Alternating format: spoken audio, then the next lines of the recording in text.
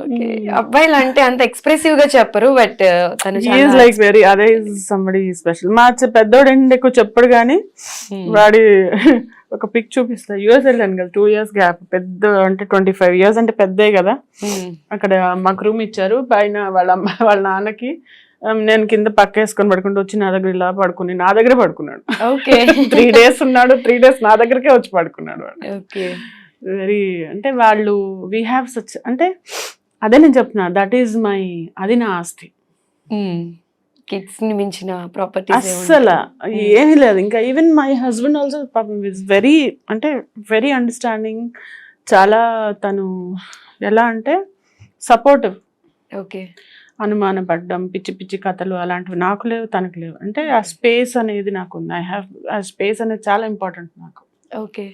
So you have a wonderful kids అన్నమాట and handsome kid also. Thank you. సినిమాలు serials లో ఎప్పుడు బిజీగా ఉండే మీరు ఎప్పుడైనా షూట్ లో ఉన్నప్పుడు కిడ్స్ ని మిస్ అవుతున్న ఫీలింగ్ వస్తే ఏం చేస్తారు? నేను నా కళ్ళ ముందు నుంచి జరగంగానే మిస్ అవుతా వాళ్ళని. అవునా? అసలు ఓకే. ఎంత అంటే నాకు అటాచ్మెంట్ ఐఎమ్ వెరీ ఎంత అటాచ్డ్ అంటే వాళ్ళ యూఎస్ వెళ్ళాను కదా నేను. అక్కడ మా బాబుని ఒక 2 years గ్యాప్ తర్వాత చూసాను అనమాట. 2 years గ్యాప్ తర్వాత. ఓకే. అక్కడ వాడిని చూసి నేను అరిచిన అరుపుకి కొంచెం రేడియస్ లో ఉన్న వాళ్ళందరూ అదిరిపోయారు. అంటే ఏం జరిగింది? ఒక అతనైతే వచ్చి can I give a hug, I'm very happy for your mother, can I also join అని చెప్పి వచ్చి పట్టుకున్నాడు. Okay.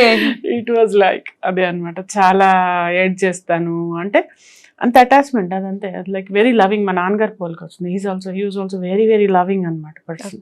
Okay. When you spread love, అదే మన ప్రభాస్ గారు చెప్పారు కదా, ప్రేమ పంచుతాం ఏముంది మా అయితే తిరిగి ప్రేమిస్తారు అంతే కదా.